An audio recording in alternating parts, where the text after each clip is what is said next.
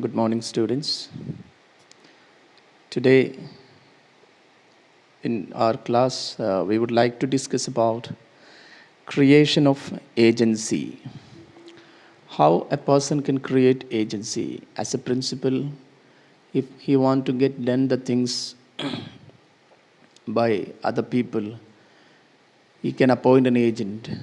So, what are the legal rules that can be followed, or what are the methods can be adopted to create an agent?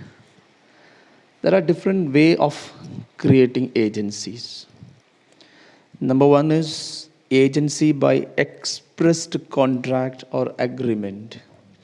It means by creating an agency with an expressed agreement.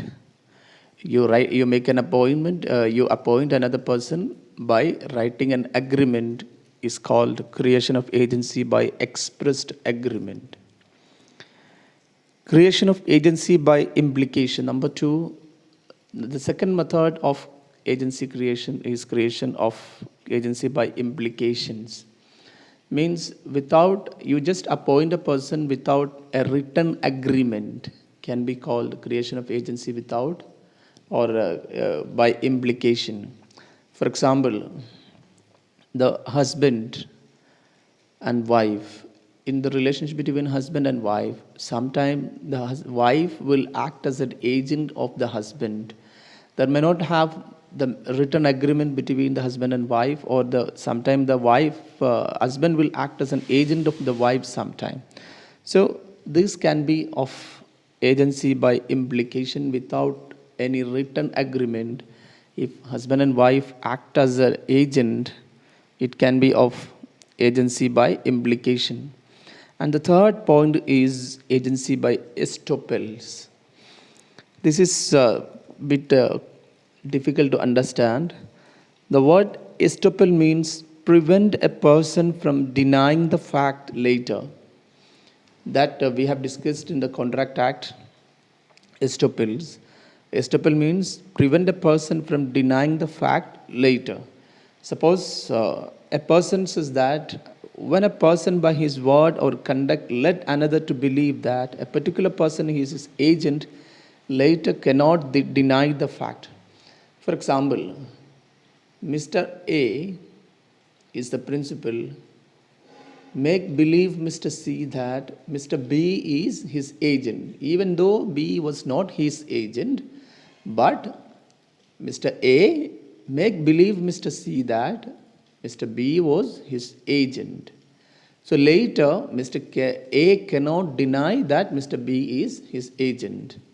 In case if there is any legal dispute between Mr. A and Mr. C, Mr. A cannot deny that Mr. B is his agent.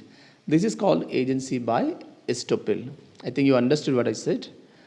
Suppose Mr. A as a principal make believe Mr. C that Mr. B is his agent. So there is a wrongly stating that Mr. B is his agent by Mr. A to Mr. C. So later, if there is any legal tussles between legal issues between A and C, A cannot deny that Mr. B is his agent. This is called agency by estoppel. And another type of agency creation is agency by holding out. Agency by holding out means it's actually a part of agency by estoppel. In this case, if suppose when a person permits another by a long course of conduct to pledge his credit for a certain purpose, he is bound by an act of such a person in a pledge in credit for similar purpose. It means when a person permit another by long course of conduct, say one person, Mr. A, is a principal, and Mr. B usually pledge the asset for getting a loan to Mr. A.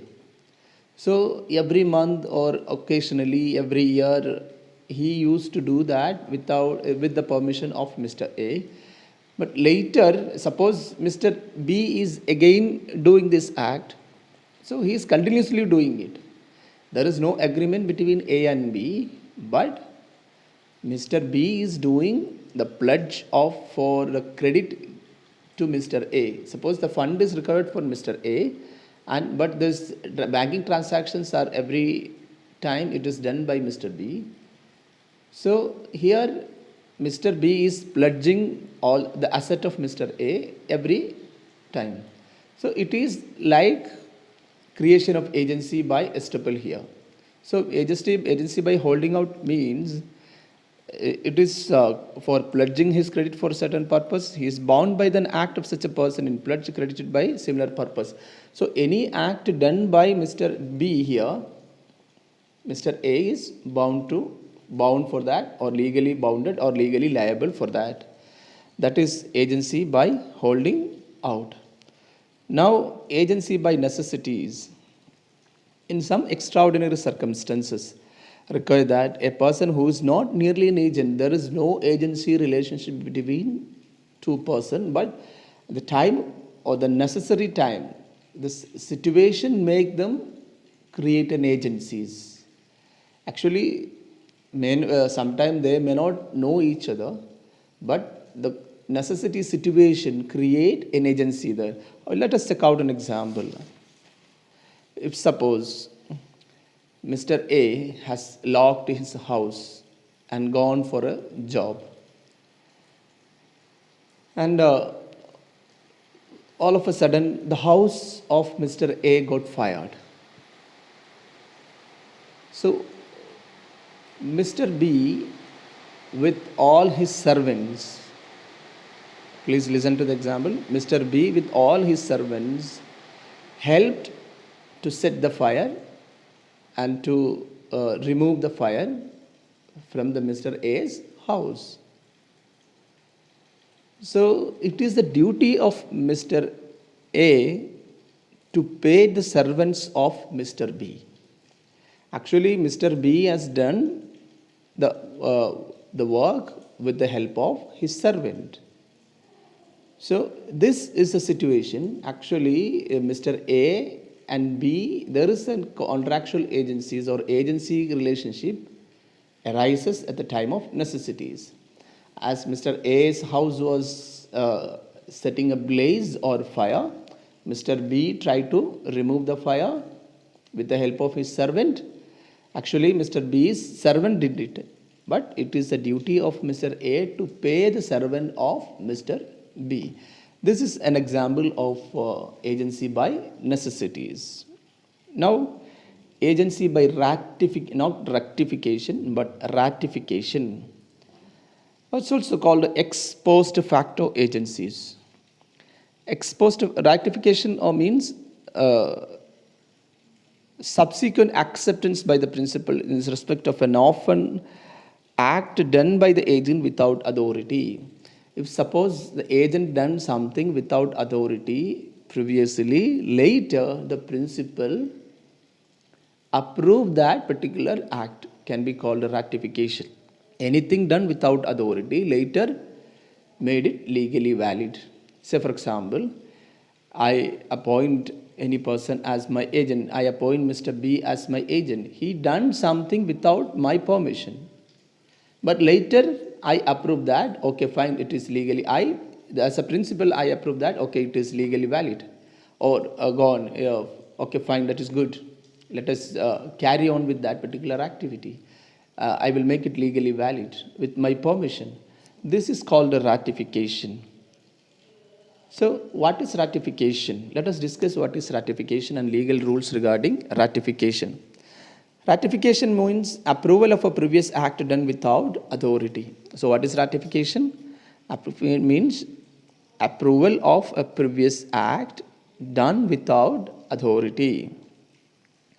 What are the essentials of ratification? To be a ratification, to ratify a particular act, you need to follow certain rules. Rules number 1, or it's also called the essentials of ratification. The principal must be competent to enter into the contract. No need to say the principal. To ratify a particular act, the principal must be competent to enter into the contract. He must be major. He must be sound-minded. Say that is very important. Suppose if the principal ratify the act when he was unsound mind, it cannot be a ratification. Then must be with the full knowledge of the principal.